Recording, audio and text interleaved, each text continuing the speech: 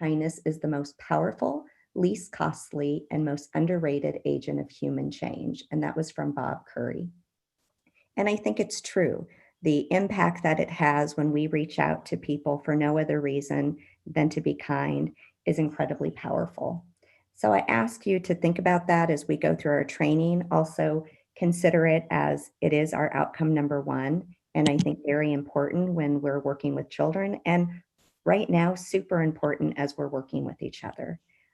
At this time, I'd like to welcome Dr. Murphy, and he will say a few words for us. Thanks, Autumn. I was actually writing down the songs as they were coming on, and I was thinking there's got to be a theme here. So when I came in, I heard Ghostbusters. Then I heard Someone's Watching Me by, who's that by? The One Hit Wonder. I can't remember.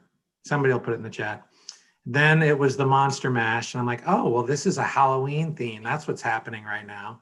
No, Ray Parker Jr., Michael, did Ghostbusters. I'm talking about Someone's Watching Me. It's Rockwell. Rockwell. There you go. And Michael Jackson does a cameo on that. There's a little bit in the, don't forget that. He's the one that's singing in the chorus there. So, yeah, I want to continue on with what Autumn was saying.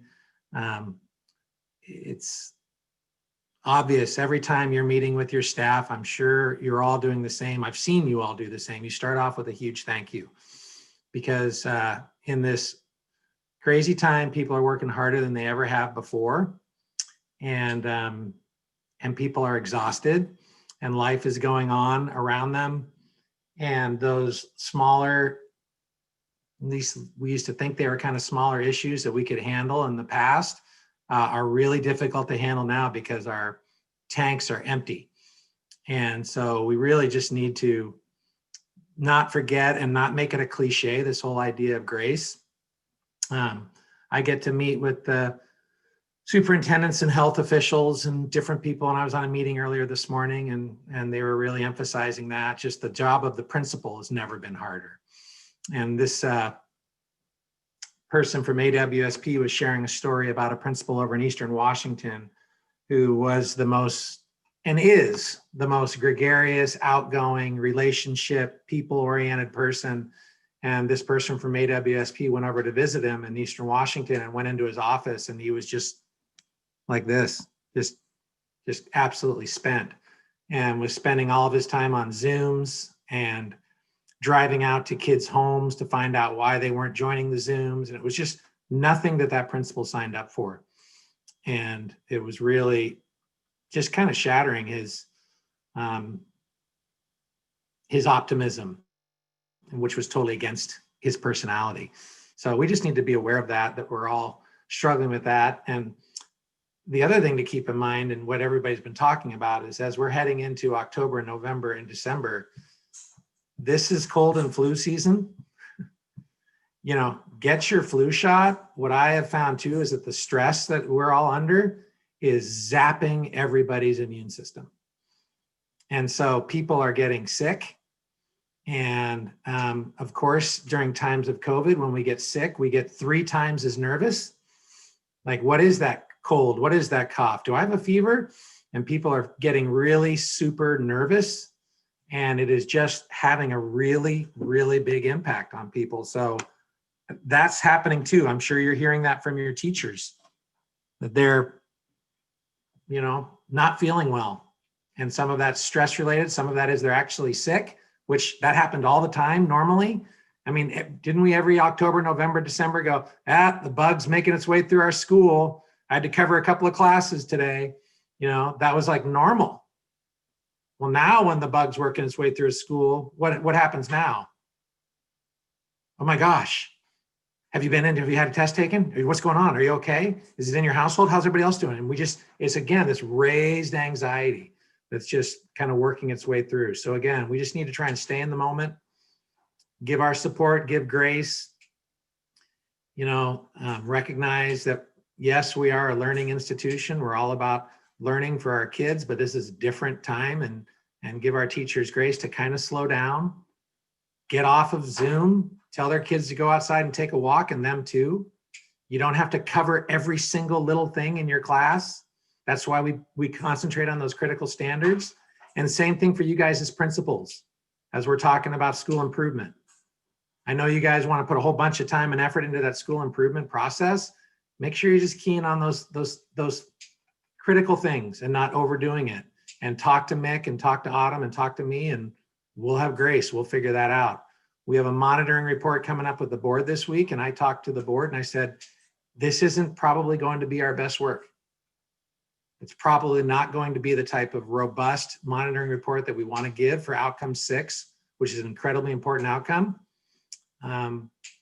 But our people are taxed, and we're trying to do the best we can. And we don't ever want to say, we can't do that because we got this going on, because remember, our outcomes is the work. So we got to be really thoughtful about how we do that. Sean Shaughnessy, I heard that you might have something to say before I turn it over to our friends at the Puget Sound ESD on equity. Did you have something you want to share about the foundation or something? I did, yeah. Thanks for giving me just a second, Patrick.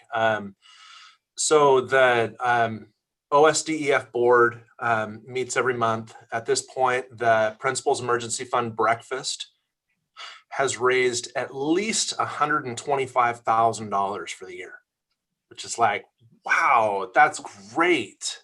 We have a lot of money to spend now. So I just wanted to take a couple of minutes and throw out a reminder that that your Principals Emergency Fund balance is a starting point and not an end all be all. So spend, and the foundation is ready to jump in and support you and add to your balance as you need it. One of the things that I picked up from a meeting a little while back from one of the other principals is that because I sometimes have a hard time finding capacity to spend the money just because it's busy. And you know, one of the things you can do if you're in that position is find a counselor or somebody that works with families regularly that can sort of be your liaison for that purpose. So just a friendly reminder, you know, as we're talking about supporting people, that's there, and there's a really healthy resource behind you to be able to support families. The foundation is they have an ask. They're asking a favor, and right now there's a wreath fundraiser going on. Typically that's for CISPS. As we know, CISPS may or may not happen, probably won't happen at 5th grade this year. The foundation was already committed to the wreaths, so they're doing the fundraiser. Its goal is to bring in $25,000, and that'll again go into the Principals Emergency Fund. It'll go into teacher grants. It'll help a lot. I'm going to send you a flyer, and if you have the opportunity to throw the flyer into a newsletter, you know, even if you just retype it or something nice and short, any way to get word out. The wreaths are being sold until November 6th, and the foundation would greatly appreciate any advertising that you can do. The last thing I wanted to say is about Comcast Internet Essentials. That is, they are working on increasing the number of licenses that they have for that. Remember that if you have a family that doesn't have internet and needs it, it's a simple email to Katie Johansson saying, I have a family who needs Comcast Internet Essentials. Can I have what's that code called? A redemption code. Promo code. A what? Promo code. A promo code. I need a promo code, please. And then she sends it to you like within minutes sometimes. She's amazing. So Katie Johansson is the contact for the Comcast Internet Essentials, and they're working to increase the number of licenses at each school. The last thing about Comcast is that one of the initial qualifications was that families needed to not have a balance with Comcast, like a negative balance from the past. And that requirement has been removed. So all they have to do is qualify for free and reduced lunch. If they have a balance with Comcast, it gets eliminated and wiped out. That's a big deal, right? Because I was starting to spend my principal's emergency fund, spending $400 covering their balance before I could get them on. Anyway, that requirement's been waived. So that is the Olympia School District Education Foundation update. We need to change the name. It's kind of a mouthful. Anyway, thank you very much, Patrick, for that time. What a blessing. I mean, what good fortune we have in the Olympia School District. How often do you come to a meeting during this time and somebody says, we've got lots of money, we need to go spend it, and we can spend it on families and students that really need it. I mean, we are so fortunate to be in the Olympia School District and have Katie and Jocelyn and the foundation that are just doing amazing work. So thanks for that update, Sean. I also wanted to say a big thank you to all of you for making time yesterday to meet with us, to go over some of that COVID-19 safety protocol information. Another big thank you to Wendy and our team in the operations department for making those videos, Mark and Carrie and their team for making the videos. And a huge thank you to Susan and our communications team for their constantly endless work that they're doing during all this time to get information out in a timely way, in a digestible way. And I'm just very grateful to our communications team. And, you know, it's funny, during COVID, you have certain resources that you can't really drop, and you have some that you might say, well, we don't have to do that as much. Like, for instance, we don't have to fuel up our buses as much now, but man, do we need hotspots. Right? I mean, you're kind of looking at those different things. And one of the places is our communications team. It's just like overwhelming what's going on. And we feel really fortunate. They've been working with a huge deficit for quite some time now. There's only just a couple of them there. And we did have somebody join the communications team, Susan. And I think normally we'd walk around at a DLT and have everybody meet everybody. But do you want to just say a quick introduction? I know she's probably not here, but let people know about our latest addition to the comms team. Sure. I was actually going to email all of you as well, and I will still do that. Her name is Margot Hoffman, and she comes with a really impressive background of communications experience. She started yesterday, and she worked most recently for the State Department of Fish and Wildlife, did a lot of blog work for them, some other communications work, social media. Before that, she was with both Peninsula School District as well as 5 years in Federal Way Public Schools and their communications departments. And before that, she was a reporter for the Federal Way Mirror. So she comes with extensive communications experience, which is super exciting for us. And we'll get her out and about to the schools just as soon as we can. And she's excited to get going. So thank you. Thank you, Susan. Communications, like a lot of things, has always been incredibly important, but it seems more important than ever right now. So we're very happy about Margot joining us. The last thing I want to say is kind of an introduction to the work that we're going to do today. Eileen is joining us again, and I think she's joined by another one of her team. Felice Peralta is also going to be joining us. Abraham and Matthew are not going to be here. But as I introduce Eileen to kind of take us through what we're going to do today, I want to, again, share some things that we talked about in our planning. One thing I want to say is that I read an article recently that said COVID-19 actually, in a very weird way, was, if not a gift, it was a pass given to a lot of school districts and district and school leaders, that because of the dominance of COVID, we ended up avoiding what probably would have been the biggest challenge in the history of our jobs. And I'm not saying we're avoiding it altogether, but we're probably not taking it as head on as we would have. And that is, again, the response to the killing of George Floyd, the awakening around racial inequity in this country and in this world, and that there is a really strong possibility that in September, when we open school, that would have dominated everything. And we would have had to have way more difficult conversations than we're having now, because we're spending a lot of time talking about a nasty virus. And in Olympia, we're trying to do both. And I'm grateful for that. And I'm proud of all of you and our team and our school board and everybody for not allowing one thing to push the other thing to the side. Because as we've said before, equity isn't a work we do over here. Equity is the work in the Olympia School District. It is our outcomes.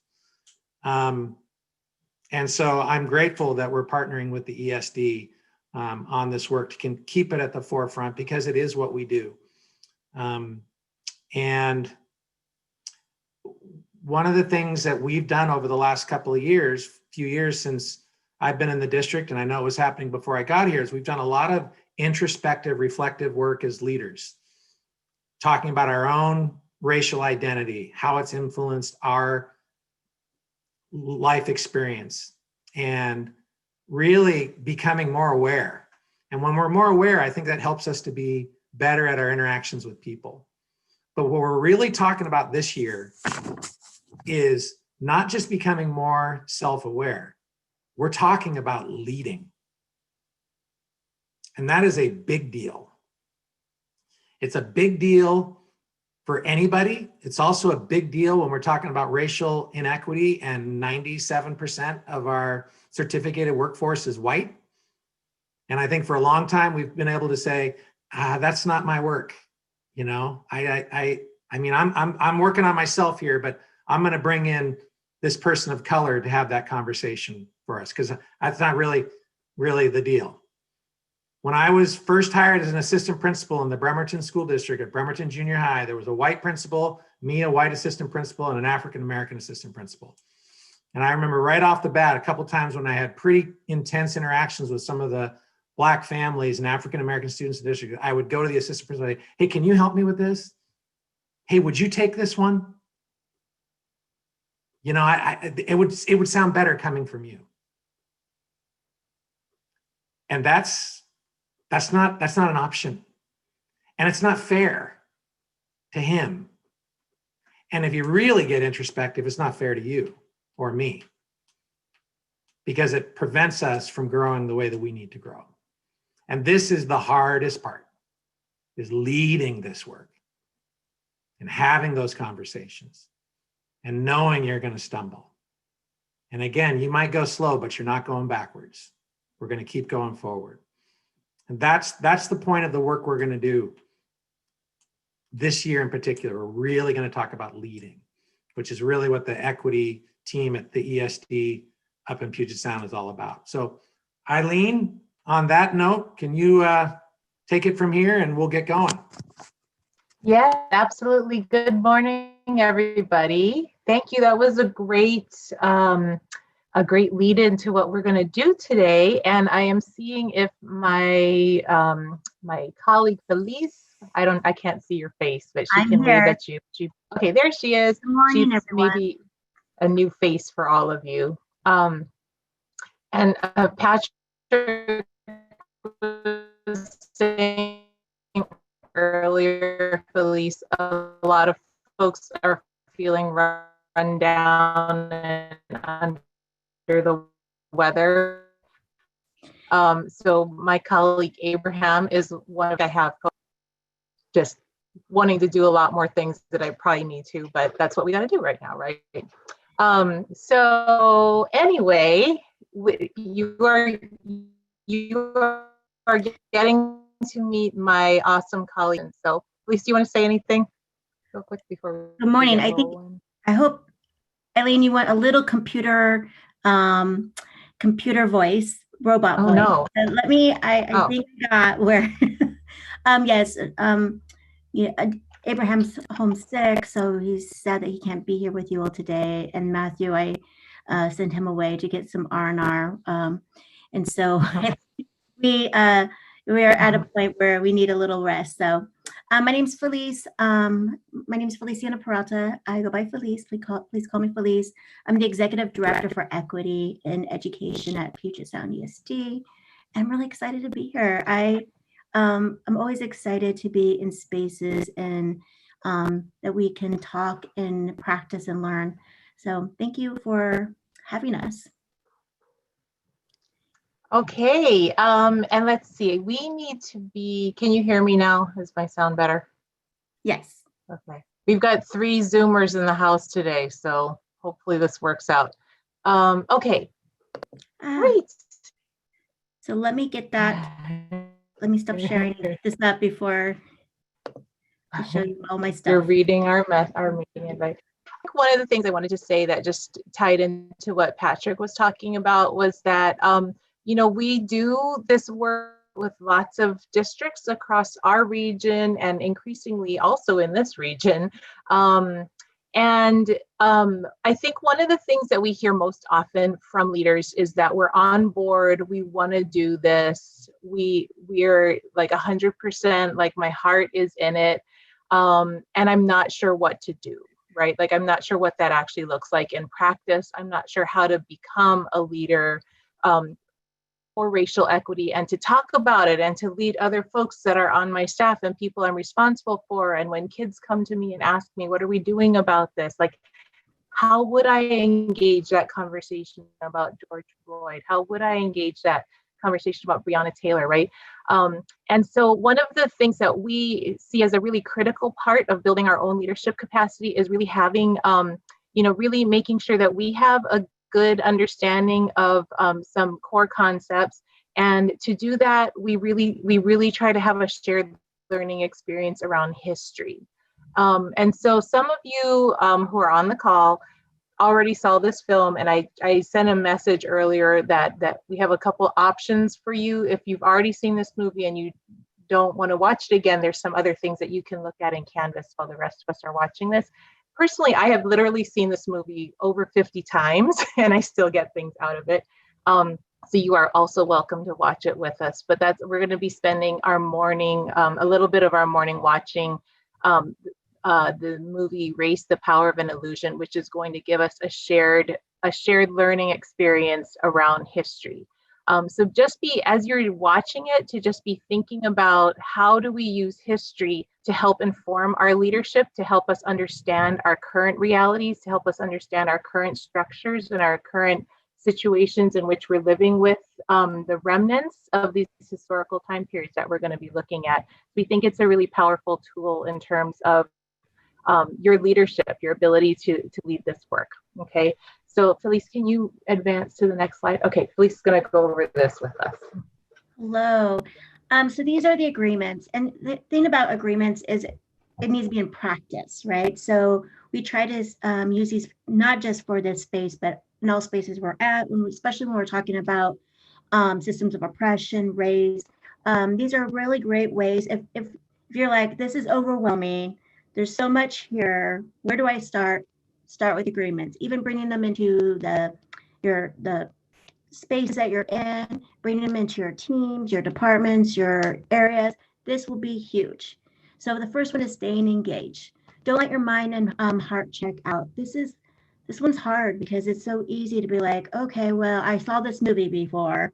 I can work on my other emails, which is a checkout, right? Because then that means you don't have to lean into the movie and start learning something new.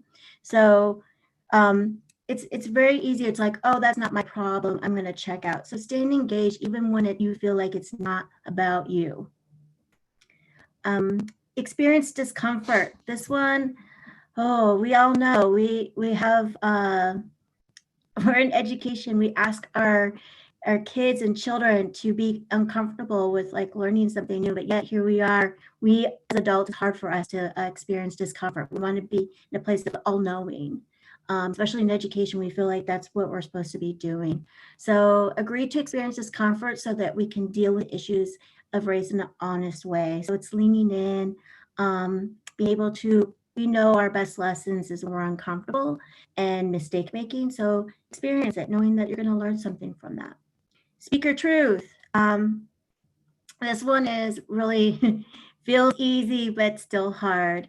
To be honest with your thoughts and feelings and opinions, say them in a way that is true for you. The definitely I statements, but also understand where you're speaking from. Is it a place of here or is it a place of your gut and your heart? So being able to really be in your truth and understand and center that and what that means. Expect and accept non-closure. I'm telling you, if I had a magic wand to end racism, and every time we talk about race, there will be like a pretty little bow at the end, I would market that. We'd be millionaires, we'd celebrate, it would be great. But that's not true. This is the hardest one around race, is accept and accept that we're not going to solve all race things today. We're going to lean in and start thinking and working on that. So accept that you will not reach closure in your understandings about race and race relationship. This is not, there's no such thing as a quick fix. And it's not linear either. Intent and impact, assume best intention and own your impact when you mess up. Even if you're not sure, this is a good way to kind of reflect on, this was my intention and this is my impact. Or I got to recognize the impact I had, even though that might have been the best intention. And those are our practices. And we know that these practices to be true when we're engaging and being able to, even if it's for yourself, but once you bring this into spaces, it really changes the dynamics of how we engage hard topics and conversations around race. All right, Eileen, anything to add in? I think you're on mute. Gotta unmute. Jess, I think the thing that I know that you've all seen these before. We've gone over them with you before, and we bring them up every single time because one of the things that educators ask us all the time is, but what should I do? And these are the things to do. And it's really and truly, if you practice these things and you model them with your staff, with your students, you will be making really powerful impact and headway around this work of leading with equity. You're leading with racial equity. And these are things that have to be taught to people, and then they have to be practiced. So when people ask, like what are the strategies? What are the tips? These are the strategies. So that's why we spend time with these every single time, to remind you that we have them, and to really encourage you to think about how do you use them? How do you put them into practice in your own leadership? Okay. And just an FYI, we actually have these when we were used to being present. Now we have them on our site. In executive level meetings, we would always have them in front of our face. So it was a constant reminder of, this is how we're going to engage even in any subject we're talking about. All right. Okay. This, I know you've also seen this, but this is, again, just a review and a reminder. So these are some of the things that we're going to be really diving into today with this look into history and to understand how these different things manifest. So when we talk about racism, we need to make sure that people understand when you're talking about increasing the racial literacy of your own staff or of your community, it's helpful to help them understand what the difference is between these different levels of racism. So helping people develop common language around racism can help dispel some of that, that impact of discomfort around, oh my God, we're going to talk about racism. If you help people understand what you're talking about, if we have shared language around it, that's another really powerful strategy as well, right? So just as a reminder, when we're talking about racism, we're talking about it on multiple levels. Individual racism is usually the one most people are familiar with, and it's the easiest to distance yourself from, right? Because you say, if I'm not behaving in a racist way, then I'm not racist. Institutional racism is the one that we all live with. It just becomes the way we do things, right? It's the legacy of the structures that we live in. It's the policies, practices, and procedures that we can and think that we're great, good people who don't want to perpetuate inequity on anyone.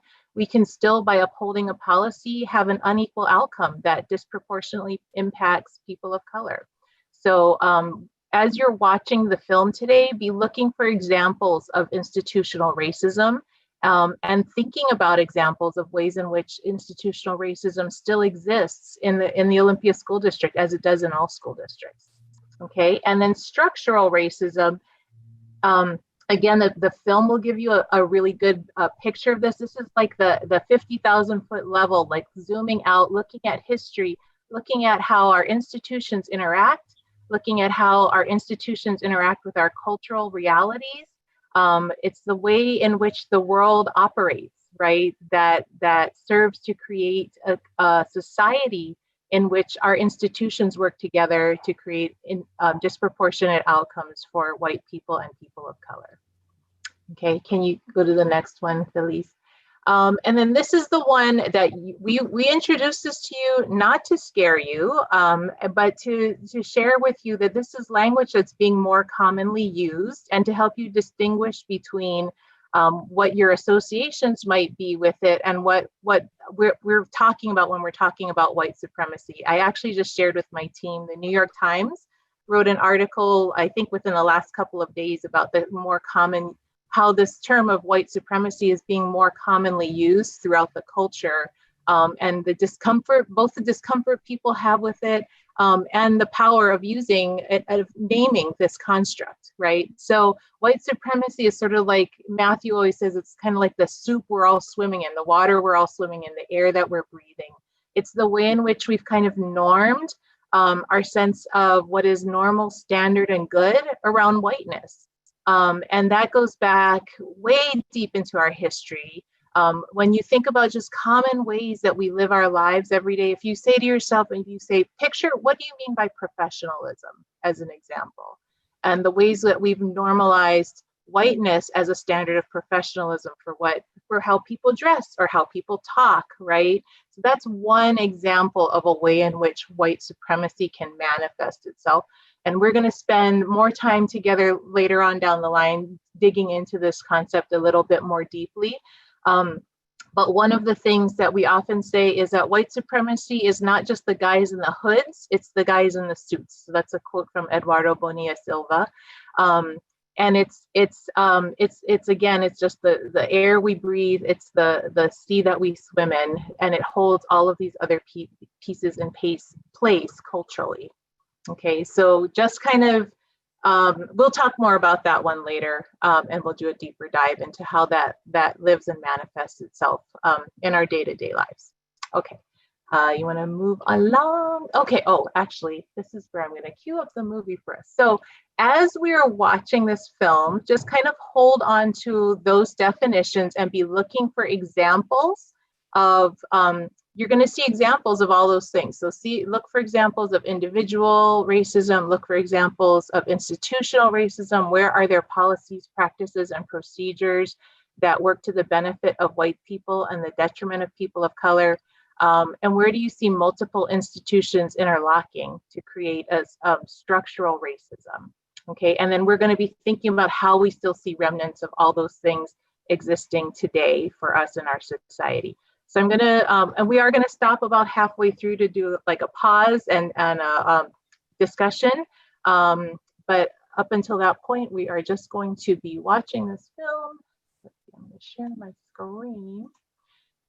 And I think what I've learned is that the streaming works better if we turn our videos off. So I'm gonna say, like, for this day only, I know that this is the constant struggle in schools right now, is getting kids, right, to have their videos on.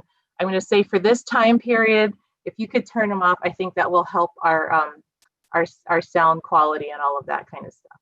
Okay, so here we go. By the Ford Foundation, a resource for innovative people and institutions worldwide. And the Corporation for Public Broadcasting. Additional funding provided by these funders.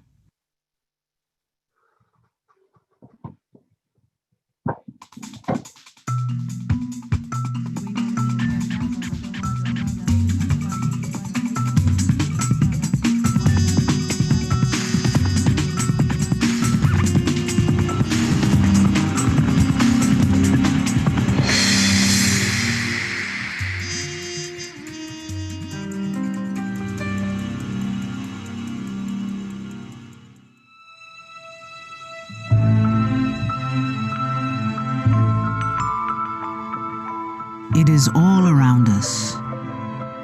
It is an illusion and yet profoundly real. What we perceive as race is one of the first things we notice about each other. Skin, darker or lighter. Eyes, round or almond. Blue, black, brown. Hair, curly, straight, blonde, or dark. And attached to these characteristics is a mosaic of values, assumptions, and historical meanings. Even even those of us who claim we don't believe the stereotypes can easily recite them. The average person on the street thinks that race consists of differences in physical appearance. They also think that from looking at a person's physical appearance, that they can find out or know more subtle things about them. Race is not a level of biological division that we find in anatomically modern humans. There are no subspecies in the human beings that live today. And that's quite shocking to a lot of individuals. When you look and you think you see race, to be told that no, you don't see race, you just think you see race. That, yeah, it's based on your cultural lens. That's extremely challenging. Just because race isn't a biological reality doesn't mean it isn't real. Being classified as Asian or Black or Latino has never carried the same advantages in our society as being white. Race in itself means nothing. The markers of race, skin color, hair texture, the things that we identify as the racial markers mean nothing unless they are given social meaning and unless there's public policy and private actions that act upon those kinds of characteristics. That creates race. Physical differences don't make race. What makes race are the laws and practices that affect life chances and opportunities based on those differences. If we look carefully, we can see how our institutions and policies have assigned racial identities and reinforced racial inequality throughout the 20th century. And this is something I think that all immigrant groups experience in one way or another when they come to America, no matter what point in time it is, because they come to a country that has historically always been highly racialized. It's a country where race has its origins in slavery, as well as in the conquest of Native American Indians. So anybody coming from the outside after that point has to fit into this racialized society in some way. And it's not always clear how people are going to fit in right away.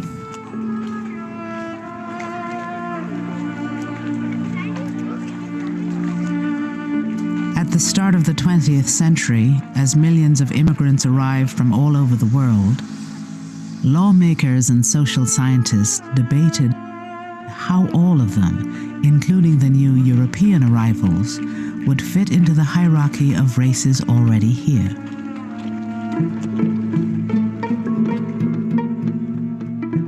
They came seeking economic opportunity, freedom, and a future for their families.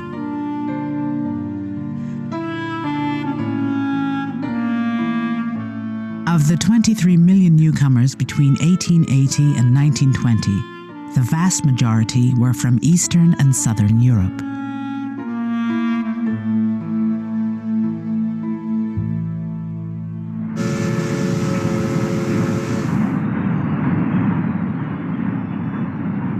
Immigrants often work the hardest, poorest paying, and most dangerous jobs, along with the so-called inferior races already here: Blacks, Mexicans, and Chinese.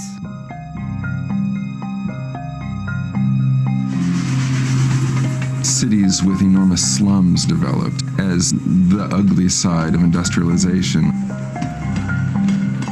Ugly both in terms of the aesthetic of American cities, but also ugly in terms of the solidifying of class differences and class tension. As all of those things became apparent, the immigrant became the symbol for what America might be becoming. By 1910, 58% of American mining and factory workers were immigrants. Like Mexicans and African Americans, Italians, Slavs, and Jews were often desired as laborers, but also feared seen as promiscuous, lazy, or stupid. Some saw it as a racial invasion. Charles Davenport, a famous biologist, expressed those fears in 1911. The population of the United States, wrote Davenport, will, on account of the great influx of blood from southeastern Europe, rapidly become darker in pigment, smaller in stature, more given to crimes of larceny, kidnapping, assault, murder, rape, and sexual immorality. And the ratio of insanity in the population will rapidly increase. And this was also a time when scientific race theory began to take off, and people began to look at society and look at groups of people in more racialized terms. So people were perceived as being separate races. So you had kind of a higher order of white races, which were seen as the Nordics, as opposed to what many of the nativists called the lower races of Europe.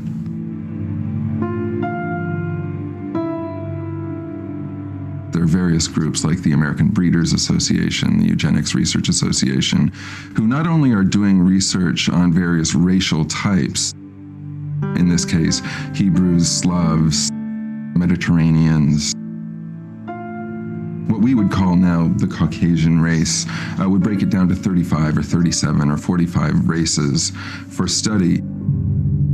And a lot of the language was beginning to get at the idea that those differences were actually rooted in reproduction. They were rooted in heritable traits. They were heritable, they were biological, they were immutable.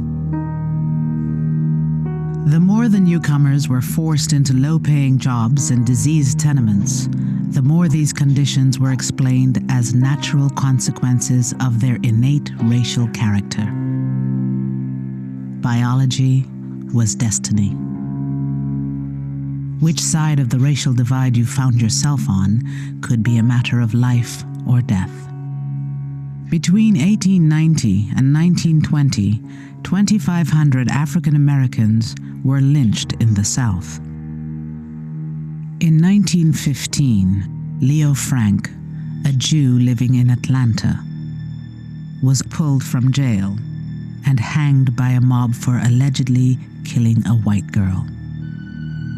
Writing about the lynching, a black journalist wondered, is the Jew a white man? Some historians have suggested that these new immigrant groups from Europe were in-between peoples. They were in a transitional stage when compared to Anglo-Saxon Protestants, groups such as Italians or Jews were seen as not being fully white, perhaps. But when compared to African Americans or were compared to Asians, their whiteness became more salient, became more visible. Could European ethnics become fully white, and thus fully American? By 1910, a new term was entering popular culture to describe the transformation of Europeans. The phrase came from the title of a Broadway play by Israel Zangwill. God, said Zangwill, would melt down the races of Europe into a single pure essence, out of which he would mold Americans. So when the Irish, when Germans, when Italians were coming and they didn't speak the language, they didn't know the culture, the idea was they will assimilate into Americanhood. They will become American, which in the American tradition has meant white American. But that melting pot never included people of color. Blacks, Chinese, Puerto Ricans, etc., could not melt into the pot. They could be used as wood to produce the fire for the pot, but they could not be used as material to be melted into the pot. Whiteness was key to citizenship.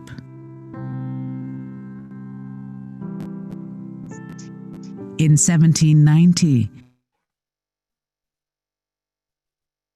Congress had passed an act declaring that only free white immigrants. After the Civil War, naturalization was extended to persons of African descent as well. But it was the white citizen who had clear access to the vote, sat on juries, was elected to public office, and had better jobs. Whiteness was not simply a matter of skin color. To be white was to gain the full rewards of American citizenship. In order to be a naturalized citizen in this country, you had to be categorized as white or black. And almost everybody who tried to naturalize, all but I think one case that went to the Supreme Court, all of them were people trying to be categorized as white. So the court had to make decisions about who was white and who was not. Courts and legislators had long been in the business of conferring racial identities. In the South, to enforce Jim Crow segregation and laws against mixed marriages, courts had to first determine who was black under law. And here's where it really gets interesting. You got some places, for example, Virginia law defined a black person as a person with 1/16 African ancestry. Now, Florida defined a black person as a person with 1/8 African ancestry. Now, Alabama said, you're black if you got any black ancestry, any African ancestry at all. But you know what this means? You can walk across a state line and literally, legally change race. Now, what does race mean under those circumstances? You give me the power, I can make you any race I want you to be, because it is a social, political construction. In 1909, American courts had that power. That year, the U.S. Court of Appeals in Massachusetts ruled that Armenians, often classified as Asiatic Turks, were legally white. If Armenians could be designated white, what of the other so-called Asiatic races? Filipinos, Syrians, the Japanese. Could they also petition successfully to be designated white by the courts and thus become Americans?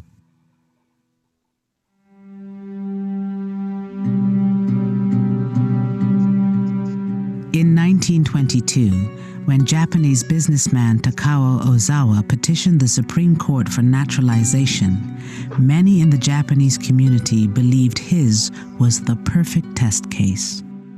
Takao Ozawa came from Japan, went to the University of California at Berkeley for a few years, then moved to Hawaii where he had a family, and he applied to become a naturalized citizen in 1915. My father wrote his own brief and everything, and he was really devoted. He wanted to become an American citizen, and nothing would stop him. He was determined. Japanese growers in California watched Ozawa's case closely. By 1920, a series of Alien Land Acts prohibited many non-citizens from owning or leasing land. Without a legal designation of whiteness to make them citizens, Japanese immigrants could not have the full protection of American law, no matter how long they lived in the country. In his brief, Ozawa argued that his skin was as white as any so-called Caucasian, if not whiter. But he made a much more important second argument. But his second argument was that race shouldn't matter for citizenship. What really mattered was a person's beliefs. My honesty and industriousness are well known among my Japanese and American friends. In name, Benedict Arnold was an American, but at heart he was a traitor. In name, I am not an American, but at heart, I am a true American. The articles would come out in the paper. I thought, oh, what did he do, you know? I thought only bad things came out in the paper, and I was kind of ashamed, when I was a child. And it was just the way we were brought up. I didn't have any Oriental friends. My neighbors were all Caucasian. And so he was so determined to get us, when the time came, to be American citizens. The Supreme Court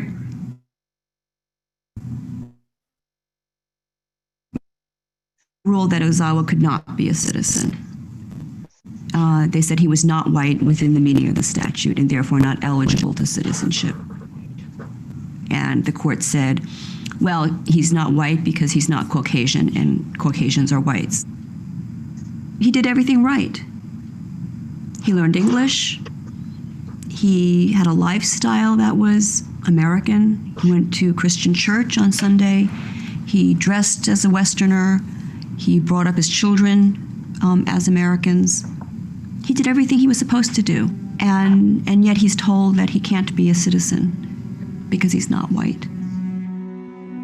The court ruled that according to the best-known science, Ozawa was not Caucasian, but of the Mongolian race. But the court would not be bound by science in policing the boundaries of whiteness. Only 3 months after Ozawa, the court took up the case of Bhagat Singh Thind, a South Asian immigrant and U.S. Army veteran who petitioned for citizenship on the grounds that Indians were of the Aryan or Caucasian race, and therefore white. And he makes the scientific argument, having learned something actually from the Ozawa case, that he is Caucasian. He gets scientific authority to speak on his behalf, that in fact South Asians are included in the Caucasian race. So here the court was in a bind because they were presented with so-called scientific evidence that Indians were Caucasian. And the court solved this problem by saying that it didn't matter what science said, so-called science. They actually said white is not something that can be scientifically determined, but white is something that is subjectively understood by who they called the common person, the common man. It may be true, reasoned the court, that the blonde Scandinavian and the brown Hindu have a common ancestor in the dim reaches of antiquity, but the average man knows perfectly well that there are unmistakable and profound differences between them today. The same court that used science to determine whiteness in Ozawa 3 months before now refuted its own reasoning in Thind. Thind might well be Caucasian, the High Court said, but he was not white. The justices never said what whiteness was, only what it wasn't. Their implied logic was a circular one. Whiteness was what the common white man said it was.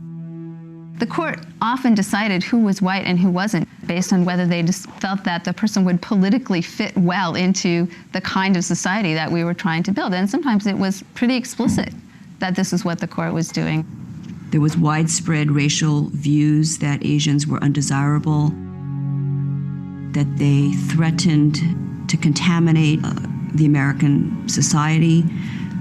Basically that Asians are too different, that they can never really become like the rest of us.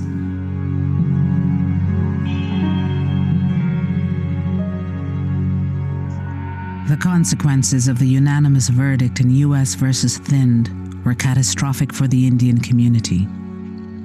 South Asians who had naturalized before the verdict were stripped of their citizenship and property. Vaishno Das Begai was a successful merchant who fled British tyranny in India to raise his family in a free country. After his American citizenship was revoked, he took his own life. He left a suicide note for his family and another for the public. But now they come and say to me I am no longer an American citizen. What have I made of myself and my children? We cannot exercise our rights. We cannot leave this country.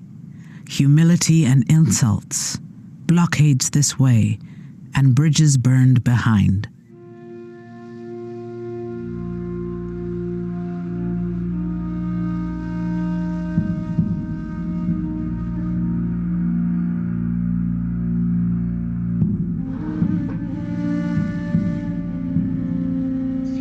For the Japanese community, the verdicts in the Ozawa and Thin cases were equally devastating.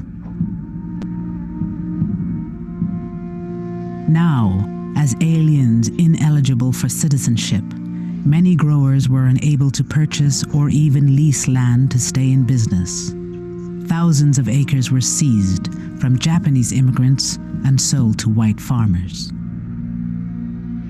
By the time the racial requirement for naturalization was finally removed in 1952, Takawa Ozawa was long dead. The notion that Asians are racially unassimilable and that they're ineligible to citizenship because of their race is something that I think has had a real enduring effect. The fact that they were seen as non-American enabled many Americans to see them as the enemy and to strip them totally of their civil liberties and to put them in internment camps during World War II. The legacy of this idea is that even those who are third or fourth generation Asian Americans are still perceived as foreigners. In 1924, Congress passed the Johnson-Reed Immigration Act, which effectively banned Asian immigration until 1965. Johnson-Reed also cut immigration from Eastern and Southern Europe to a trickle.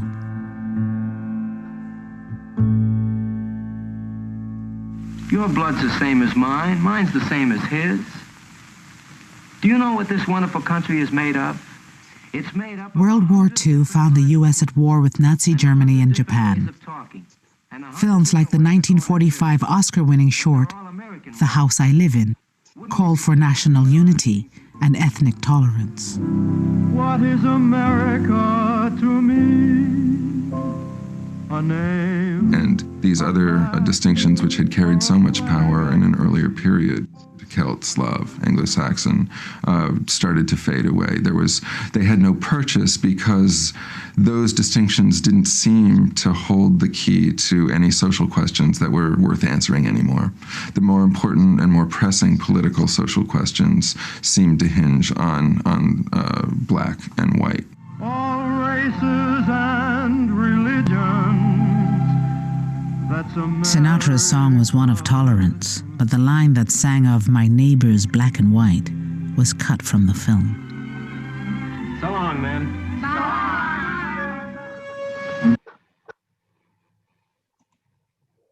Okay, we are going to pause right there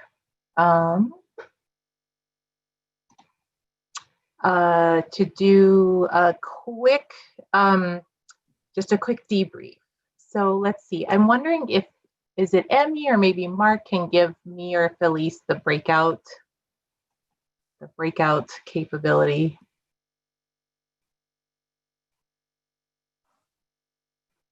That would be Emmy.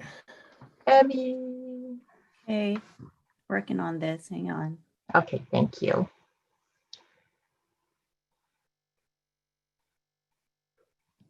So while we're doing that, if you want to put in the chat maybe something that stood out to you, or if you want to say it out loud, you can. What were some observations you had just from this first part? Back, everybody.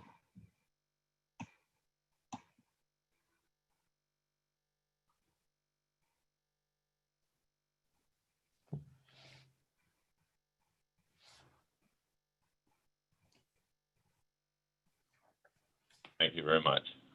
Okay. So we're going to watch the second part of this film that's going to bring us a little bit closer to contemporary times. So as you're watching this part, just really have in your mind your focus on two things. One, where are we still seeing remnants of this history that we're going to be watching? And also be thinking about how do we use history as part of a leadership strategy. So part of our role as leaders in doing this work is to build racial literacy for the people that we supervise and that we work with and that we educate.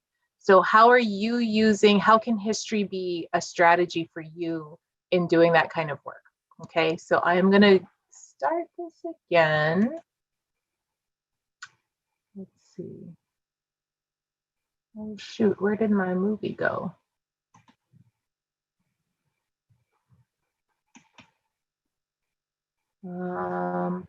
Okay, give me 1 second. I have to find the movie now. I might have shut it down. Darn it.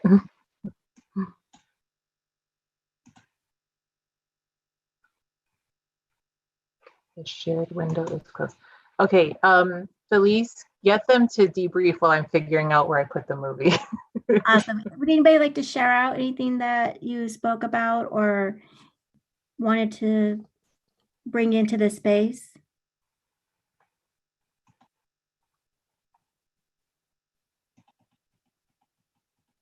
Anyone? Is this on? Am I on mute? Our group talked about the long-lasting historical economic impacts to different groups and how the white culture has made it a priority throughout time to strip wealth from immigrants and from other populations. Yeah.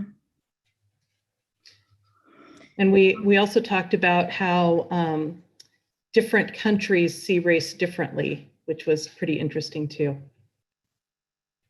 Yeah, and the dynamics within and the intersectionalities that comes in other countries around race and capitalism and like the systems that intersect and who's the most privileged in. Yeah.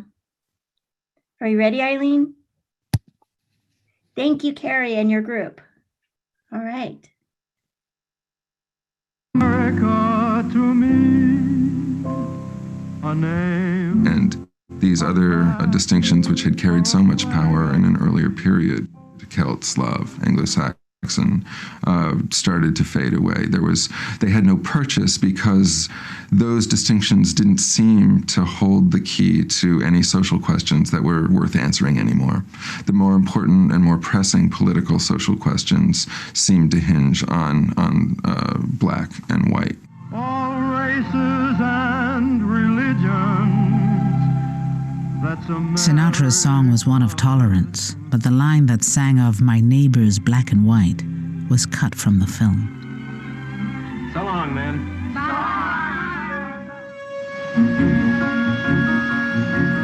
European immigrants were learning that whiteness was more than skin color. It was the privilege of opportunity, and above all, exclusive. There's this whole very standard narrative of the European mobility model. We came here with nothing. We worked hard. We pulled ourselves up by our bootstraps. And it's offered up as proof of the openness of the American economic order. Left out of the bootstrap myth of European ethnics was access to opportunities closed to non-whites. Roosevelt's New Deal reforms offered many Americans a path out of poverty. This Social Security measure gives at least some protection to 50 million of our citizens. But the original Social Security program excluded farm workers and domestics, most of whom were non-white. And many unions locked blacks and Mexicans into low-paying jobs or kept them out altogether. But perhaps the best example of how European ethnics would finally gain the full benefits of whiteness came with an innovation in housing at the end of World War II.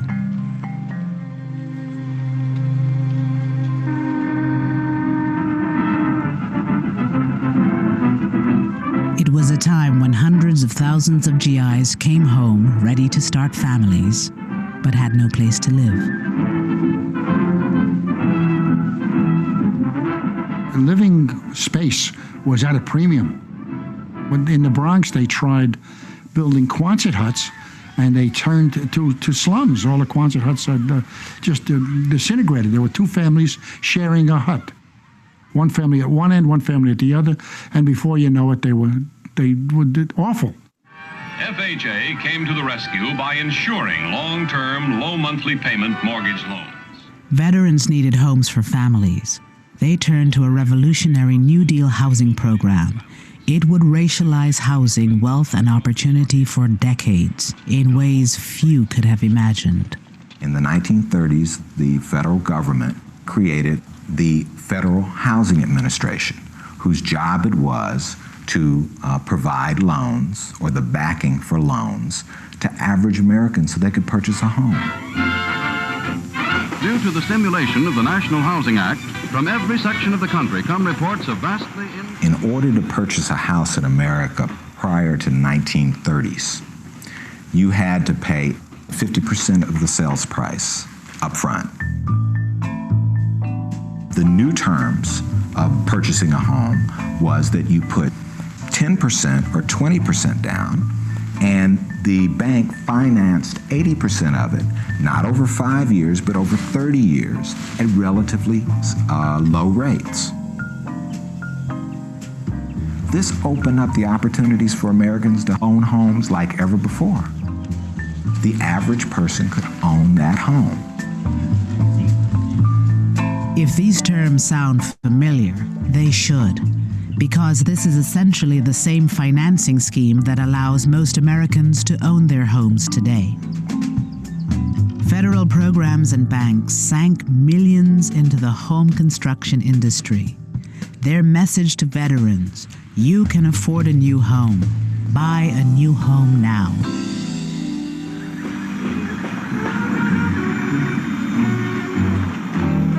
On the outskirts of Baltimore, Memphis, Chicago, Los Angeles, Denver, and other cities, brand new communities sprang up.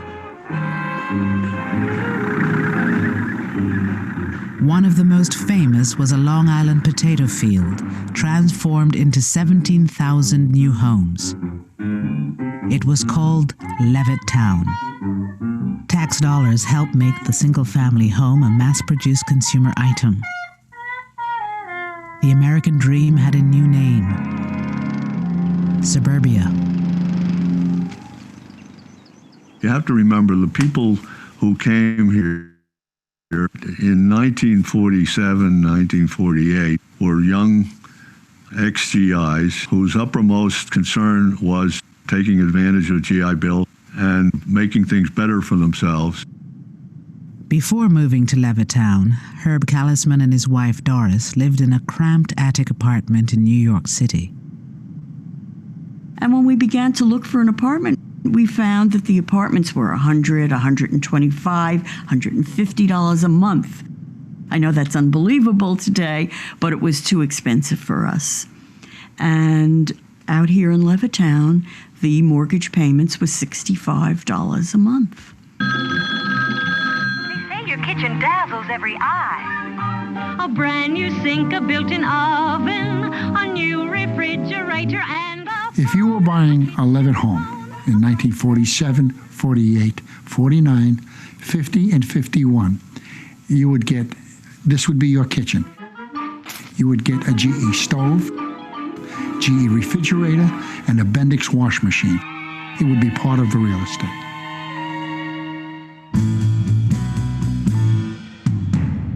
We came to Levittown and we found the model house, and we walked in and we looked around, and of course, in the eyes of a young man who was raised in the ghetto, so to speak, it was an interesting experience, interesting lifestyle, seeing all the new modern conveniences, very fascinating.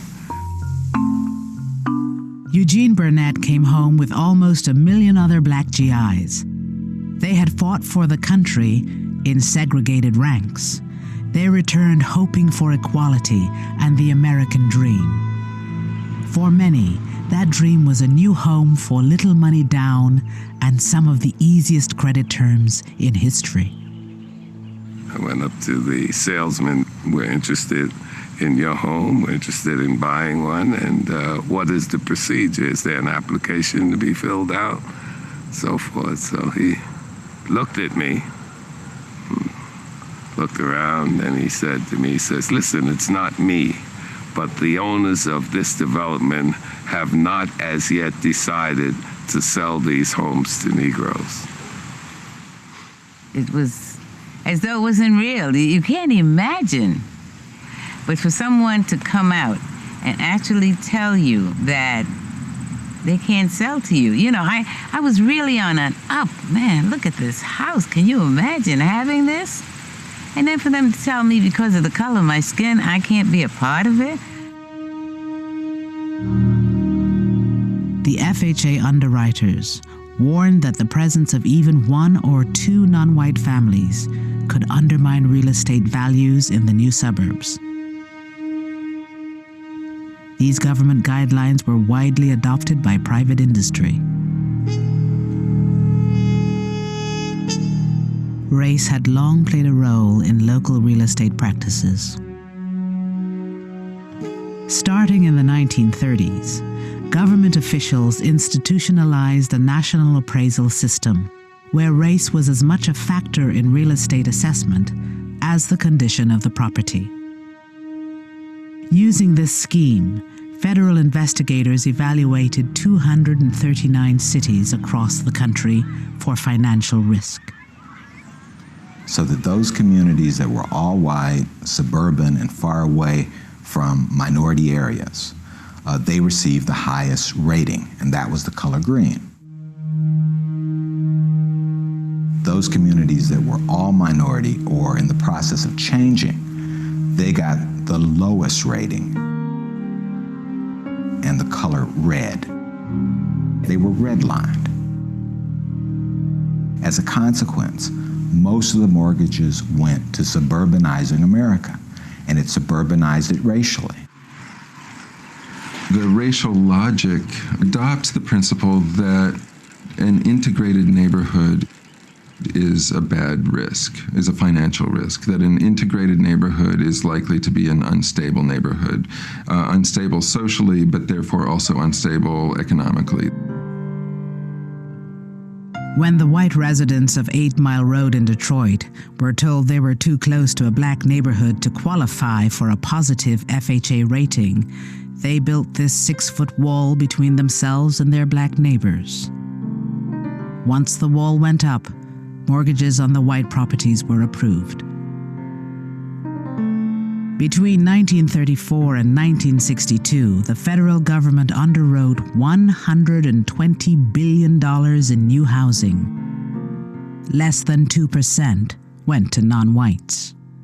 I can understand an individual, depending on his environment or his family or whatever, being racist, but for your country to sanction it, give him tools to do that, there's something definitely wrong there.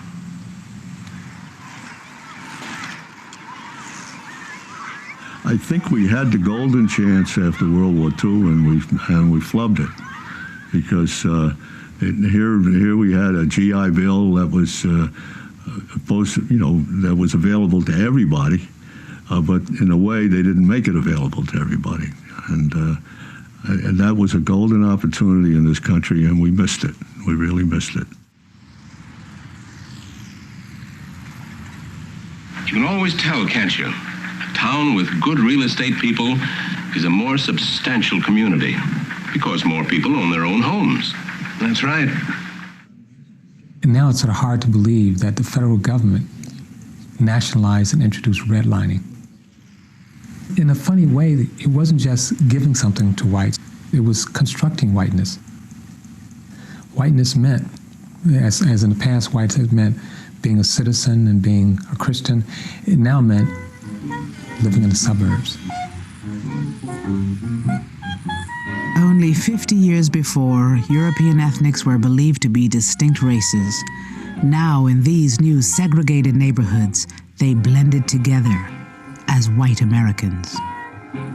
We did have different religious groups. We were mixed up there, but we were an all-white community, and I think it's an unrealistic world. I think there's something sterile about everyone being on the same economic level and everyone being the same color. It certainly doesn't promote a feeling of a wider world, wider, not whiter, to live in a place where there are only people that look like you. Cartoonist Bill Griffith remembers moving from Brooklyn to Levittown as a kid. It's an untenable artificial world. You're creating a weird utopia in a way, a utopia of middle-class white people who were trying to deny that they were living in a multi-racial world. And how long can you keep that up? You can't keep that up forever.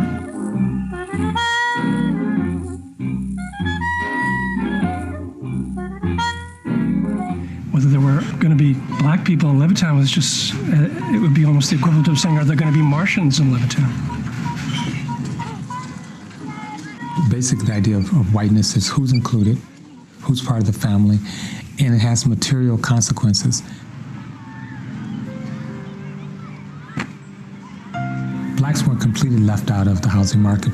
The housing market that they were exposed to was largely public housing. And public housing, first of all, was built almost exclusively, with a few exceptions, in the central city. And after World War II, we started building these larger and larger public housing projects, which were called vertical ghettos. All of a sudden, you're concentrating large numbers of poor people of color in one place. Another federal program, Urban Renewal, was supposed to make cities more livable.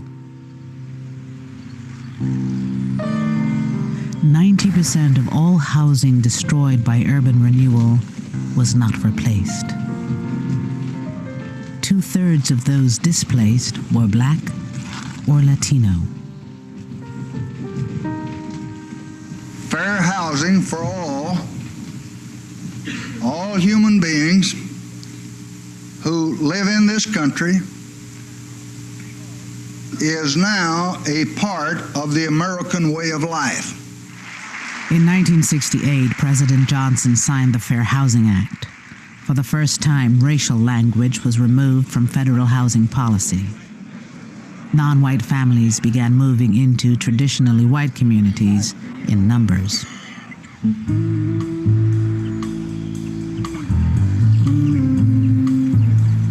We lived in an apartment, a two-family house in Queens, and when we came here, it was the first time we had bought a house, and I was looking for everything in the storybooks. The Frisbees moved from Queens to suburban Roosevelt, only a few miles from Levittown. Like the Frisbees, many non-white families would discover the economic value of race in the real estate market. They watched as their homes and neighborhoods in suburbia declined precisely because they had moved into them.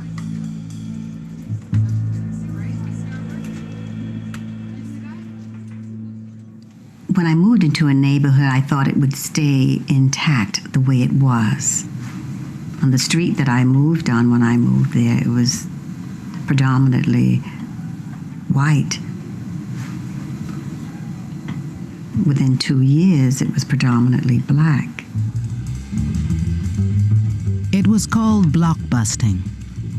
Real estate agents preyed on the racial fears of white homeowners to get them to sell their homes quickly for less than market value. The homes were resold to non-whites at inflated prices. Well, they would say, you know, we're having black people move in. Now, I will give you cash if you want to sell me your house. Do you want to stay with black people next door to you? And that's the way it went on. And as Bunny said, a lot of the people just said, yes, I'll take the money and run.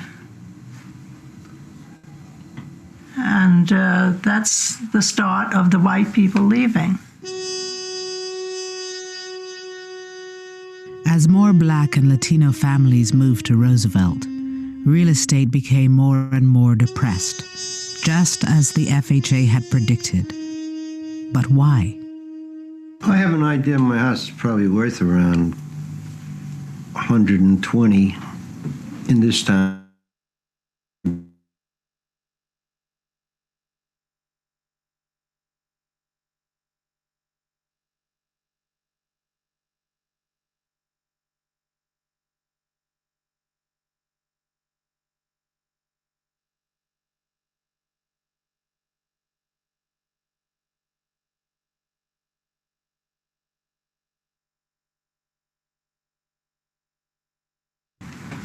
Not that you dislike the blacks so much, but you dislike what happens when a community turns from white to black. It wasn't African Americans moving in that caused housing values to go down in Roosevelt and other neighborhoods. It was whites leaving. When a neighborhood, a previously white neighborhood, starts to integrate, even if individual whites don't have personal or psychological animosity or racial hatred, they still have an economic incentive to leave because they recognize that others might make the same calculation and leave first. So you get a vicious circle where whites calculate that other whites are going to sell when a neighborhood integrates, therefore they want to sell first to avoid losses, and they actually make it happen. They make white flight happen. And if you think about African Americans, if African Americans are 20% of that market, it means that 80% of the people are not looking in those places for homes. So the prices of those homes declines or stays stable. And banks contribute to this by continually making loans in regions that are on the rise, white communities, and making it difficult to get loans in black communities. So there's a difference. There's a lack of symmetry that's important to keep in mind. So it's not the same when whites are all by themselves, because when they're all by themselves, they're taking all the resources with them. They're taking all the amenities with them. But when blacks are by themselves, they can't get loans. They don't have a decent tax base. There are no jobs, and then that becomes associated with black space. In the end, what happened to Roosevelt happens in many neighborhoods when white families and businesses flee. The tax base eroded. Schools and services declined. The town was seen by county officials as a legitimate dumping ground for welfare families. At one point, we had explicit laws that says whites are on top and blacks are on the bottom. Today, we have many of the same practices without the explicit language. And those practices are largely inscribed in geography. And so geography does the work of Jim Crow laws. So many people are confused as why after 50 years of civil rights are our schools still segregated? Why are our housing markets still segregated? Why are our jobs still segregated? And again, a lot of this is a function of how we've reinscribed the racial geographic space of the United States. That structure is still what we're living with today.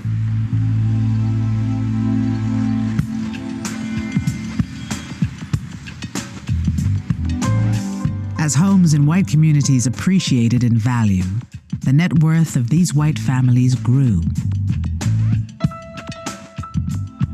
For most non-white families who stayed in urban neighborhoods, the housing market open to them in the 50s and 60s was largely a rental market. You don't gain equity by paying rent. Where one's family lives in America is not just a matter of taste and preference. you have the issue of housing and wealth. The majority of Americans hold most of their wealth in the form of home equity. So that's their nest egg. That's how they can finance the education of their offspring. That's how they can sort of save up for retirement. It's their savings bank, right? They're living in their savings bank. My family, like a lot of families, was in Detroit struggling to buy a house. You had a dual housing market, one white, one black. A housing market with one with a lot of demand, another housing market with very little demand. My father lives in the house that I grew up in. That house today, 5-bedroom house, is worth about $20,000. That same house bought in the suburbs would be worth today about $320,000. So whites moving to the suburb were being subsidized in the accumulation of wealth, while blacks were being divested. And these were public policy decisions in which, on one hand, people were given access to property, given title, and subsequently wealth, and on another hand, where people were not given access to property, did not generate wealth, and did not generate the kind of opportunity for the next generation. So if you can get a government loan and with your GI Bill, your newly earned college degree, and buy a house in an all-white area that then appreciates in value, that then you can pass on to your children, then you're passing on wealth that has all been made more available to you as a consequence of racist policies and practices. To the child of that parent, it looks like my father worked hard, bought a house, passed his wealth on to me, made it possible for me to go to school, mortgage that house so I could have, relatively debt-free college experience and finance my college education. How come your father didn't do that? Well, there's some good reasons why maybe your father had a harder time doing it if you're African American or Latino or Native American. And the thing that's really slick about whiteness, if you will, is that most of the benefits can be obtained without ever doing anything personally. For whites, they're getting the spoils of the racist system, even if they're not personally racist. To glimpse one of the far-reaching consequences of racial inequality, you need only consider one statistic: comparative net worth or wealth. If you add up everything you own and subtract all your debts, what's left is your net worth. Today, the average black family has only 1/8 the net worth or assets of the average white family. That difference has seemingly grown since the 1960s, since the civil rights triumphs, and is not explained by other factors like education, earnings rates, savings rates.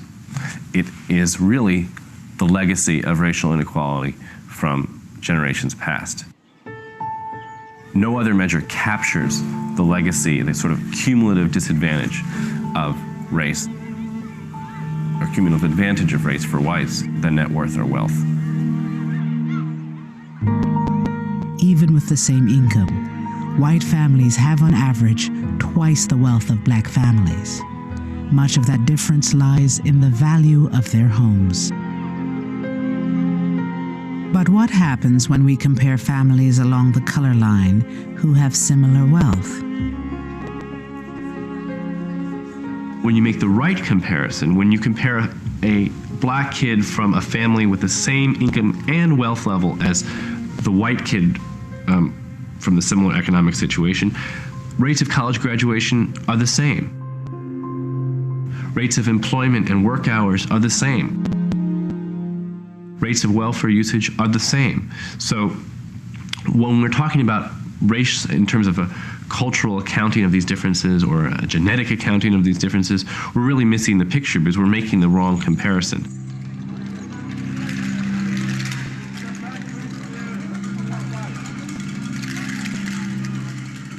We want to be a colorblind society that values the content of character over the color of skin. The hope of thousands of newcomers who arrive each year is that we already are. To the flag of the United States of America and to the republic of which I don't see color. I see people. the saying goes. There are people from 100 other nations who look different from you. People whose religion, history, skin color, and reason for being here today may be different from yours. But in post-civil rights America, is color blindness the same as equality? The notion of color blindness came to us from that famous I Have a Dream speech of Dr. Martin Luther King, where he said that people should be judged by the content of their character and not by the color of the skin. And what has happened in the post-civil rights era is that whites have assumed that we are already there, that we're in a society where color does not matter.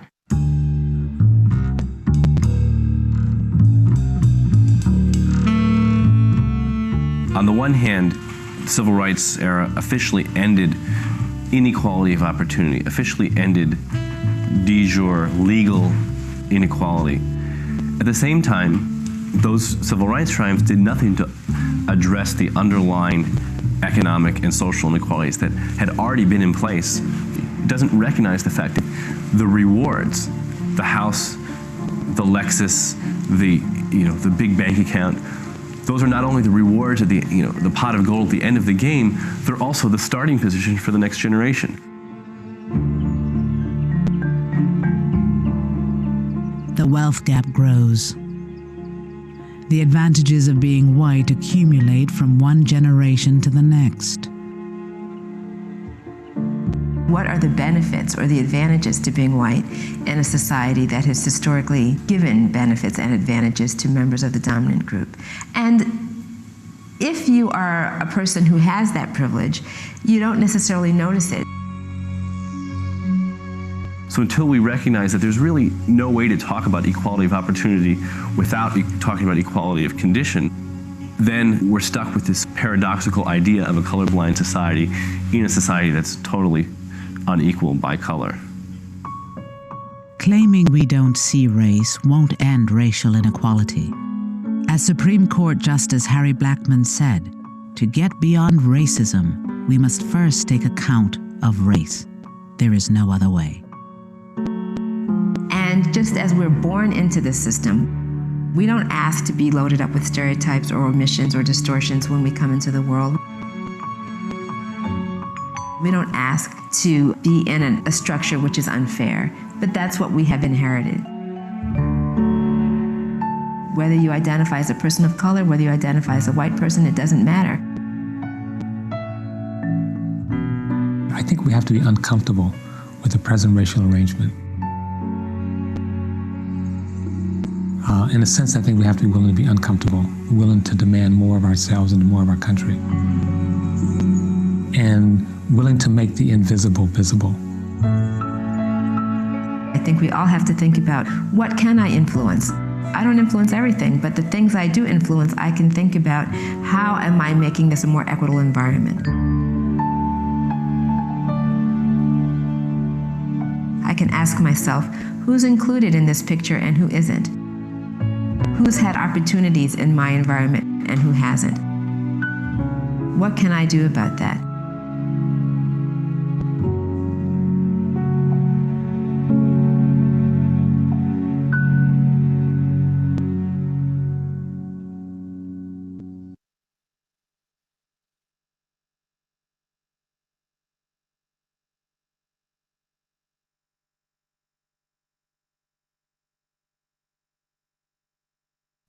Unmute. Okay, we are going to do a little bit of a longer debrief with that. And as you're in this next breakout group, it's really trying to make the connection between what you just watched and where we are today. Like, what connections come up for you between history, this whole history that we just saw about redlining and the construction of wealth and the consolidation of wealth, and the structures that we're living with today, and any other pieces that stood out to you from that film.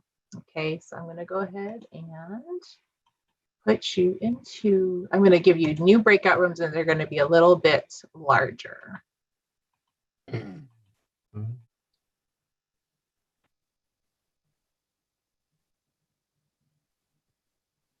Sorry, everybody. I bet that was kind of abrupt. I think it's set on a timer that I didn't see. So some of you were maybe in the middle of a sentence. So sorry. Okay. Well, now that we have you all back, what were some things that came up in your breakout rooms? Normally, I would have given you a little heads up to say, like, have somebody ready to share, and that did not happen. So what were some things that came up? What did you talk about? I'm going to ask the group, first of all, you can just kind of wave, like, how many of you learned something that was brand new to you? How many of you got some new information? Okay, yeah, that's often the case, right? So, and what's the impact when we get that new information? What were the things that were new, and you know, kind of like what came up for you when you got that information? And also what, just kind of in general, what came up in your groups?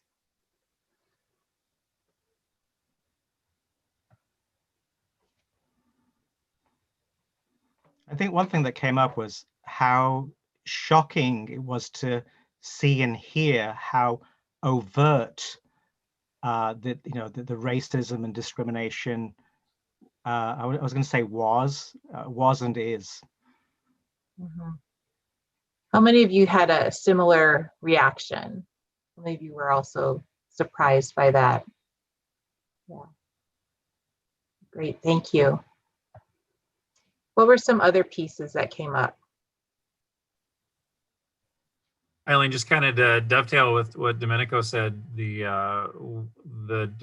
description of how the FHA loans came about, and really what a pivotal time in our nation's history where there was a really kind of nasty fallout from that, and it really set the course in so many ways. Yeah, thanks, Paul. How many of you had a similar aha with that piece as well? Yeah. And what connections do you make to, you know, that whole discussion about that legacy and our current communities and to schools? Like, what's the connection there? Our group had actually started our conversation about that, talking about our high schoolers of color. I'm stealing someone, Michelle. Michelle was talking about this. How many of them have just kind of seen the writing on the wall and are saying, I don't need a diploma. You know, I know that isn't going to get me the American dream like it'll get for you. Thank you. How about other folks? Any reflections on that piece, that connection between housing and geography and kind of where we're at now? I wanted to share just a little bit. One of the things that I thought was interesting and I shared with our group is that I've watched this video before, and I think I could watch it again and get something new out of it every single time. But the one thing was that I felt was impactful for me, especially about the social part of it, was that the starting line, where they said that the next generation starting line is so much unbalanced, you know, and I just thought that's so true. And what I shared in my own personal experience was that in my youth and growing up, it was always expected that all of us kids would go to college. My parents were both college graduates. You know, we'd have a house and cars and all that. And I know, like, that's really a legacy, right? Versus having actually had to just go and straight out the door start working, you know, without any expectations of ever being able to go to college or whatnot, you know. So I thought that was really impactful for me, in knowing that, you know, so many people start at just a completely different starting line. And it's heartbreaking to think that we can't balance that better. Thank you, Wendy. Yeah, it's pretty deeply embedded in our culture, right? That whole myth of meritocracy. So if you remember one of the speakers, Beverly Daniel Tatum, if you're familiar with the book, Why Are All the Black Kids Sitting Together in the Cafeteria? Like, incredible scholar on racism and education, racial identity development, and she was the one talking about, you know, like this whole thing of like, if you work hard, if you just pull yourself up by your bootstraps, like that's what my family did, why can't your family do the same? That's pretty deeply embedded in our culture, right? And so how does that history kind of flesh out that understanding about the starting line for you? There's a huge assumption that everybody has bootstraps to pull up, and that my bootstraps are the same as everyone else's bootstraps, and that's just what needs to be done, is just pull up.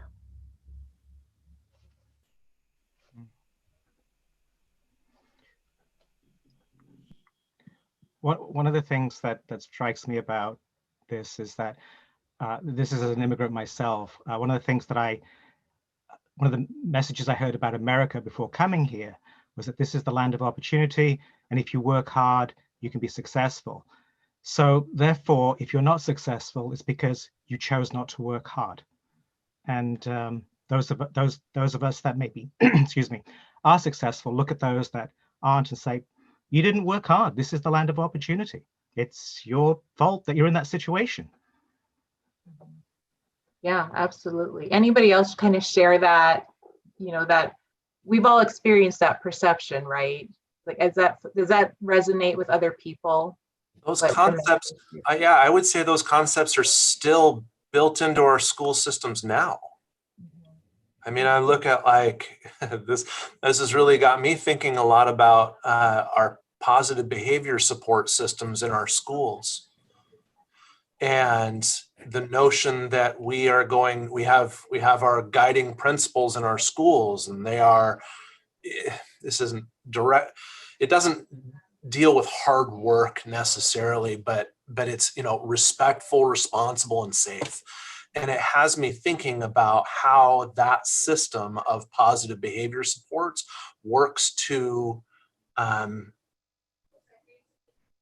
encourage and perpetuate this culture of white supremacy. Like, whose values and cultures are we putting on our kids?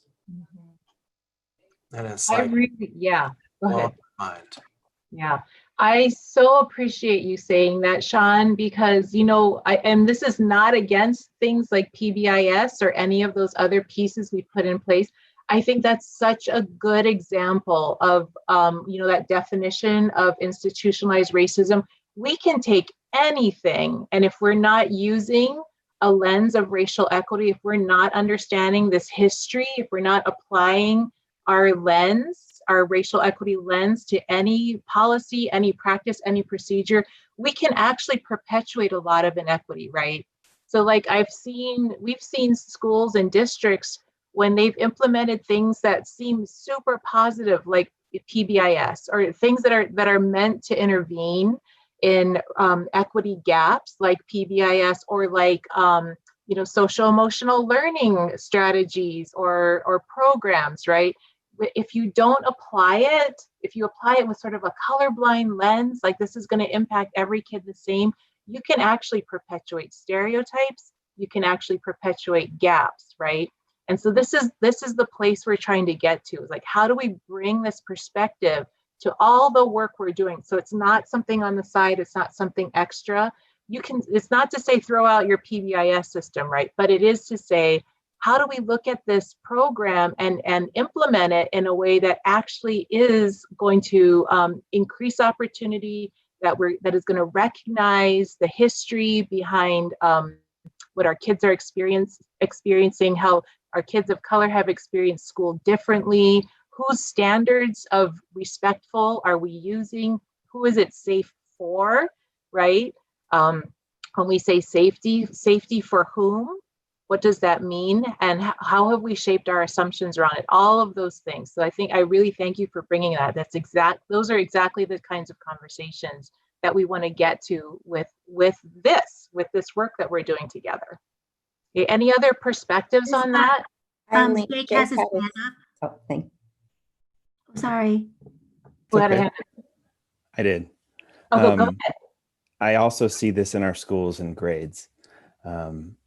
You know, when we have these these policies that we worship because we wrote it somewhere on our syllabus, when we don't share practices from classroom to classroom, department to department, school to school, we're reinforcing all of these systems that were built to help people who look like me and not look like other people that are right here on this Zoom. You know, we read an article as our staff last week about cultures of white supremacy. And if you replace the word money with grades and points, you have it. I mean, that is prevalent in every single one of our classrooms every day. Every time a teacher gives a kid a 0 because they didn't turn it in on time, we're grading behaviors and we're rewarding the behavior that we like because that's the way we came up through our school. It's the same argument that Sean just made about PBIS systems and whose version of good or quality are we using. That's like such a simple, basic piece to feeling comfortable, to feeling good about school, to feeling good about your own growth as a young person, as a young adult. That's such an easy place for us to start, I guess. And instead of wanting to take it as like a criticism, I want to know that now and get to work on that as a district on what we can do to unify those practices and to make that process better for our teachers. Because again, I don't think they're doing it on purpose. I think they're doing it because it's a system that was established over 100 years to produce what good students look like. And you can do that without throwing away GPAs and grades and stuff. But there's a lot of work that, like, the ball is right there on the tee. And I guess what I'm saying is opportunities like this really make me motivated to push for that sort of like grade reform, not only in our building at Ole, but like in our district as a whole. Thank you so much. All right. I see a lot of heads nodding. Okay. Autumn, were you up next? Oh, Autumn was just letting us know that Jake had his hand up. Oh, gotcha. Okay. Okay. Any other comments? I would just add one thing I took away is how these things compound on each other. So limiting access to education at the same time that we are entering this housing market and not allowing certain people access to that market. And so to build on both what Jake and Sean shared, I think about PBIS and how we might disproportionately support one culture or one identity. And at the same time, in another one of our systems, like, I don't know, let's take referrals, disproportionately reflect other students, not only like, and so I guess it's just two different spots that compound on each other that increase these gaps. So how do we continue to have those conversations and not just throw things away and throw our hands up and say, oh, I can't do this, but to say we have to keep asking and examining these practices. I think this is a good reminder for us to get a hold of the document that Patrick shared yesterday around, you know, using an equity lens. And I haven't looked through it, but just this idea that, okay, do we have representation? You know, just all these questions that we ask with all of our systems, and just make sure we're being reflective. So I think that's that document. I'm excited to dig in and to look through that and to hold value to it. I just sent it to everyone, so. Awesome. Is that the racial equity tool, that piece? Yeah. So I think that's awesome. We're going to talk much more about that as well. And part of using that racial equity tool, I just want to kind of like bring this all back around. This conversation that you're having right now and the use of a racial equity tool, so much of it is about looking in the mirror, right? Because a lot of this work is stuff we're doing without even realizing we're doing it, right? Like, we're here as good people. For many of us, like I got my teacher education in the 90s. That was what we did. It was color blindness. It was multiculturalism. It was like, we celebrate all kids, right? We honor all kids. That's how we did things. And without using sort of this critical analysis of power, of privilege, of how institutional racism is a part of those school structures that we're currently operating in, we haven't seen gaps move, right? And we've seen them actually widen in a lot of cases as well, right? So a lot of this work is starting with ourselves and looking at ourselves and saying, like, to Jake's point, like, what am I doing? Like, what is it that I'm doing? When we start working on ourselves, we can start leading other folks that we have impact around.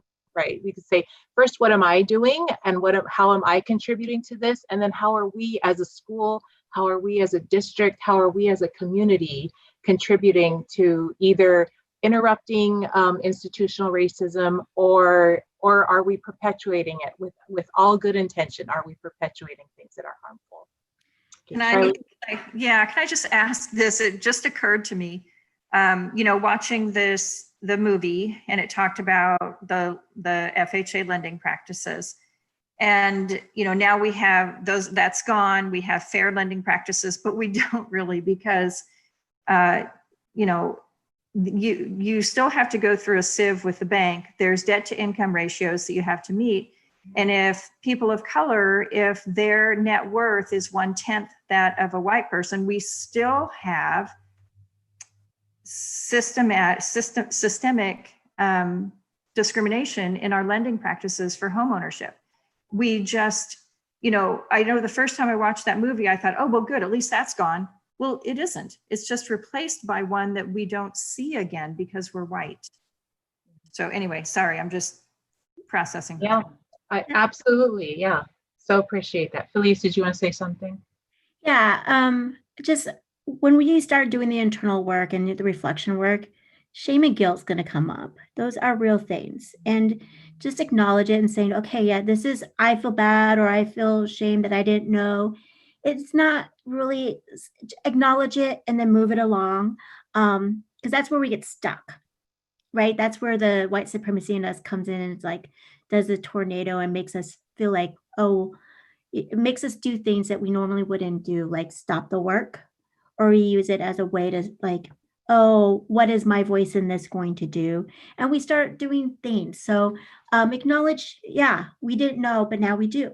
Like, oh, I might have harmed somebody. Yeah, we all did. Like, how do we go back to think about that instead of being a place of shame or guilt?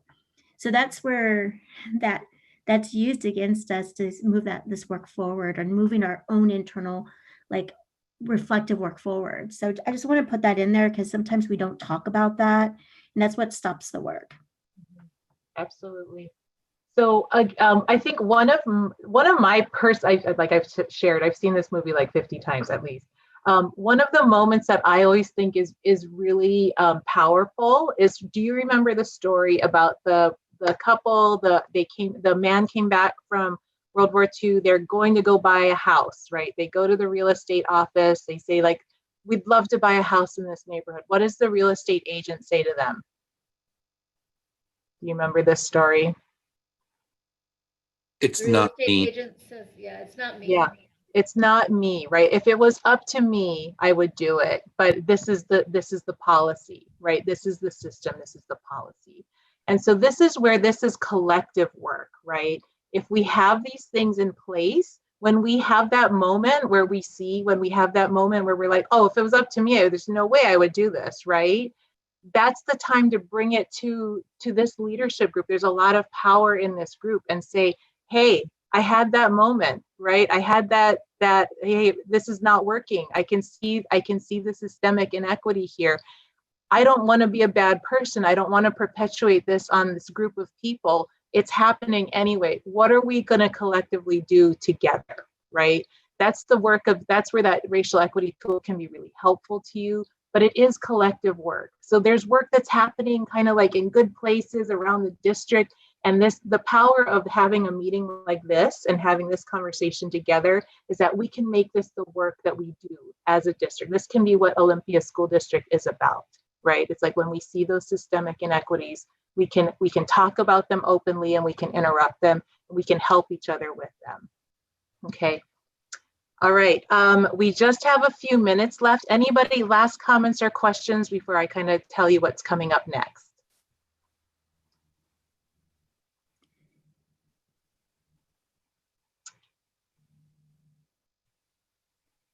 Okay, I have a question here. How do we get this video? So that's actually my spiel about what's coming next. You've all gotten an invite to Canvas. So if you haven't gotten that, or if you're having trouble with it, let me know, let one of us know, and we'll try to help you with it. So one thing to know is, even if you've done Canvas with some other, like you say you've gotten a degree lately or a course lately at UW or whatever, you will still need to accept the PSESD invite to Canvas and create a PSESD Canvas account, because it's institution specific. It's really easy, so it shouldn't be that difficult to do. Once you're in Canvas, you're going to see a whole bunch of modules. The next time I come back, it'll be me and some combination of our equity team will be back. We're going to be on session 3. So we're going to have you looking at, we're going to take this whole conversation and we're going to say, like, how did we, as part of an education system, create a deficit mentality when we approach the work of education reform, and what do we do to transform that into an asset framing mentality? That's going to be our next conversation. So there's some reading in Canvas except for module 3 for you to do there.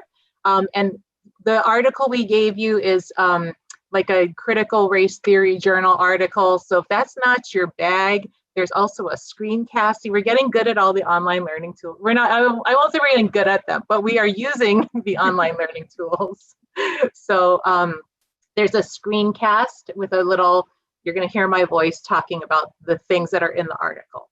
So you can read the article and listen to that, or choose one or the other, whatever works for you to think about.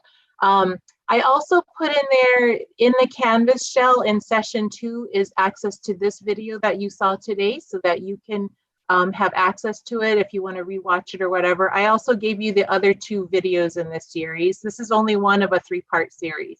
And the other 2 are more about, the first one is kind of like understanding where like the history of race in the United States came from and worldwide really, and helping define race a little more specifically. And then the second one focuses on the history of genocide of Native Americans and slavery of African Americans. So it'll take you into that foundational part of our history as well. And we also have this video in Safe Schools, it looks like. Great, good. So that's Canvas for you. I'm not sure when our next date is, but we'll get that information to you soon. But just know that this is part of the work. What you're doing with us is what we call our Coaching and Leading for Racial Equity series. You might hear us use the word CELERE because it's CLRE, so we call it CELERE for short. It's into the goal of this series is to work with leaders like yourselves to create sort of this collaboration, this collective knowledge base of learning, so that you can do this work together. Just like exact conversation that you just had, like how do we embed using a racial equity lens in doing the work of educating our students, in closing those gaps, eliminating those gaps, in reopening schools, and doing virtual learning. So it's not something that we do separately. It's part of how we do the work that we're doing, and that we're all leaders in this work, right? So it's hopefully helping to build a collectivization of this knowledge and this commitment to doing racial equity work, so that you can all feel like we're all part of this. We're all in it together. Okay, not to overuse the phrase that you've probably heard many times since this whole COVID thing started. So, but it's like, this is how we make it all of our work, right? Okay, any last questions before we say goodbye for today? All right, well, we thank you so much. Thanks for being here. Thanks for your engagement. We really appreciate it. Thank you. Thanks, Eileen. Thank you. Yeah. Hey, before everybody logs off, I just wanted to share a couple of things. You mentioned that point in the movie, Eileen, where they're going for the home. And I was just looking it up in my on my phone while this is going, and Levittown's named after Bill Levitt, Levitt and Sons. And this is off of a PBS website, but they were talking to Bill, and on here is a New York Times article. It says, Bill Levitt probably would have considered himself a social progressive. He happened to be Jewish, and he said, I have no room in my mind or heart for racial prejudice, but I have come to know that if we sell one house to a Negro family, then 90 or 95% of our white customers will not buy into the community. This is their attitude, not ours. As a company, our position is simply this: we can solve a housing problem, or we can try to solve a racial problem, but we cannot combine the two. And I think it's almost like, that's not my problem, or, I can only do so much. We are the public school system. And when I was going to my master's program, somebody said to me, the public school system can either be a reflection of the community it serves, or it can be the ideal that the community strives toward. And I think it's our job to strive towards that ideal and not just accept things as the way they are. I think that when we have these conversations and Sean brings up things and Jake brings up things about PBIS, one thing that can really shut down these conversations is people are going to say, well, do we not have a shared value? Isn't hard work a shared value? Isn't turning things on time a shared value? Isn't being respectful a shared value? And people will kind of back off and say, well, I don't know how to engage in this conversation. And like Eileen and Felice and others have said, it's not to say that working hard isn't important. It's incredibly important. It's just that some people are working way harder than everybody else and not getting to where we would want to be. Being respectful is super important, but how we define respect and how we put our definition on other people is really impacting the way that our schools are being run. And so I think we all need to be ready for that, because what we're going to do at our next meeting is we're going to start teeing up another activity with all of your staff. So you guys had that 3-hour conversation with your staff recently. We want to have another one of those conversations with some different things around microaggressions and implicit bias and some other things that we've been talking about. And we need to be prepared for those very understandable things that will be brought up. And we need to, again, go back to our why and really think about, okay, all right, I understand that. Now, how are we going to keep moving forward? Because we're not going to stop this conversation. We can't. So I just want us all to be ready for that and realize, again, that some people will take this the other way. And I've seen this in school districts where I've worked, where it's like, oh, okay, so we're not going to value hard work anymore. We're not going to value turning things on time. So I'm going to lower my expectations for students of color, which is the worst possible thing we could do. So again, we just need to be thinking about all of those things and how they intermix and how all of these questions that we're having, like Charlene said, just processing and really being open to that and that discomfort. I am so grateful, Eileen, Felice, Matthew, and Abraham, who are not here, all of you for taking the time. We will see you soon. Board meeting on Thursday night if you got nothing better to do. Thank you all very much. Thank you, everyone. Hey, everybody.